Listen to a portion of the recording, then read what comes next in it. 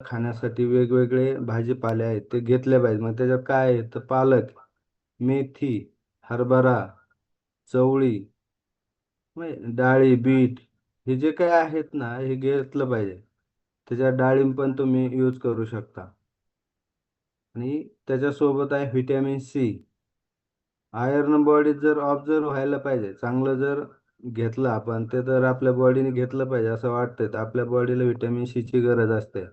आणि vitamin C आपल्याला लिंबू वर्गीय पदार्थ म्हणजे लिंबू असेल, मोसंबी असेल, संत्री असेल, आवळा, टोमॅटो, हे सगळे घटक आहेत. हे घटकातून आपल्याला हे विटॅमिन्स भेटतात. त्याच्यासोबत मग तुम्ही व्हिटॅमिन बी 12 आहे. व्हिटॅमिन बी 12 जर रक्तात कमी पडलं, लाल रक्तपेशी असतात, त्या लाल रक्तपेशी आपल्या बॉडीत तयार होत नाही.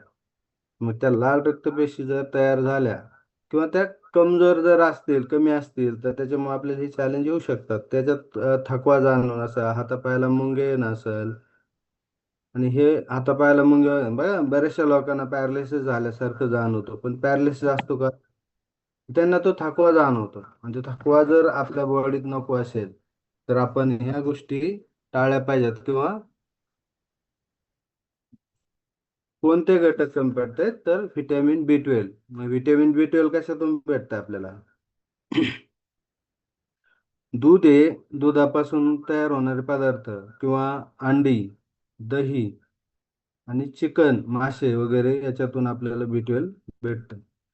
फॉलिक ऍसिड आहे. फॉलिक ऍसिड पण आरबीसी काउंट करतं. आपण जे आरबीसी चेकअप करतो ना, रक्ताच्या टेस्ट वगैरे करतात, आरबीसी काउंट किती आहे यांचा विचारतात डॉक्टर, पाहतात. मग ते आरबीसी काउंट कशासाठी पाहतायत तर आपल्याला या 3 गोष्टीवरच्या ज्या सांगितल्या, बी 12, व्हिटॅमिन सी आणि आयर्न. हिरव्या पालेभाज्या याच्यात खूप महत्वाच्या आहेत. हिरव्या पालेभाज्या जर तुमच्या बॉडीला प्रॉपर दिल्या तर तुमचे हे चॅलेंज, फॉलिक ऍसिडचे चॅलेंज कमी होतात. आणि सगळ्यात महत्वाचं म्हणजे याच्यात भेटणार कशातून आहे तर मूग डाळ, मसूर डाळ आणि शेंगदाणे याच्यात जास्त प्रमाणात फॉलिक ऍसिड असतं. हे तुम्ही यूज करू शकताय. आणि सगळ्यात महत्वाचं आपण जे प्रोटीन शेक्स वगैरे म्हणतो, प्रोटीन कशातून भेटणार आहे, प्रोटीन किती पाहिजे बॉडीला. सगळ्यात महत्वाचे हे 5 घटक आहेत: protein, iron, vitamin C, vitamin B 12 आणि फॉलिक ऍसिड. प्रोटीन जर आपल्या बॉडीत कमी पडलं, शरीराला जर प्रोटीनची कमतरता असेल तर आपली बॉडी कमकुवत होते. म्हणजे मसल वीक होतात, ताकद कमी पडते.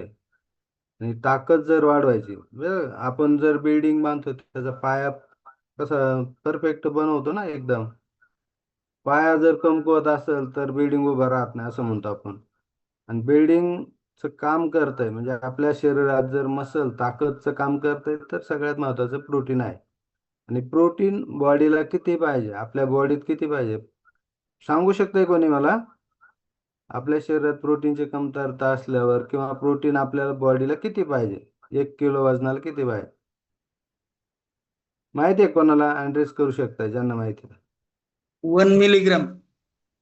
येस, 1 किलो वजनाला 1 ग्रॅम प्रोटीन लागतं. आणि ते प्रोटीन आपण जर आपल्या बॉडीवर प्रॉपर दिलं तर आपल्याला या गोष्टी प्रॉपर भेटणार आहे. मग प्रोटीन जर बॉडीत प्रॉपर असेल तर तुमच्या मांसपेशी बळकट राहतात एकदम, म्हणजे तंदुरुस्त राहू शकतो आपण. हे प्रोटीन आपण कशातून घेऊ शकतो? बघा, आपण बरेचसे लोक म्हणतात मी दूध घेतो, नॉनव्हेज खातो, परत दुधापासून तयार होणारे पदार्थ घेतो, याच्यातून आम्हाला प्रोटीन भेटतं. तर त्याच्यासोबत आपण डाळीतून पण प्रोटीन घेतो. पण प्रोटीन डाळीत भेटतं ते सी ग्रेडचं भेटतं, नॅचरल.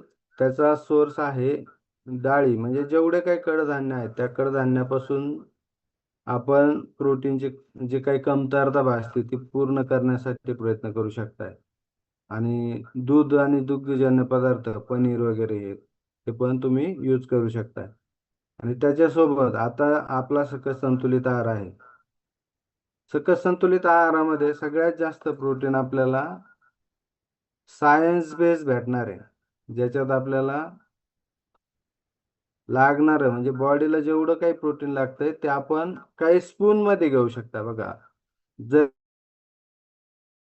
5 ग्रॅम प्रोटीन भेटतंय, 2 घेतले तर 10 ग्रॅम. तुम्ही शेकमेट यूज करताय, शेकमेट मध्ये पण तुमच्या 5 ग्रॅम प्रोटीन भेटणार आहे. त्याच्यासोबत 9 ग्रॅम प्रोटीन आपल्याला फॉर्म्युला वन आपला जो काही मिल्कशेक आहे त्याच्यातून भेटतंय. अशी कमतरता आपण कमी कमी करतोय, म्हणून आपल्याला जे काही चॅलेंज होते, बऱ्याचशा लोकांना हातपाय दुखतात, हातापायाला मुंग्या येतात किंवा पेंढऱ्या सुजतात, पेंढऱ्याला त्रास होतोय, चालताना दम लागतोय, धाप लागतोय, हे जे कमी व्हायचे कारण आहेत ना, ते आपल्या बॉडीत कमतरता आहे आणि ती कमतरता भरून निघते. ऍडिशनल फ्युअल मध्ये बघा मल्टीव्हिटॅमिन घेतो आपण. जे लोक मल्टीव्हिटॅमिन घ्यायला लागले ना, तिथून पुढे 10 दिवसांनी त्यांचे हे सगळे चॅलेंज कमी झाले. मग त्याच्यात आयर्न भेटतंय, लो भेटतंय, फॉलिक ऍसिड भेटतंय, व्हिटॅमिन सी भेटतंय, व्हिटॅमिन B12 भेटतंय. या सगळ्या गोष्टी आपल्याला ऍडिशनल त्याच्यातून भेटतात आणि म्हणून हे चॅलेंज कमी होत आहे. येस. तर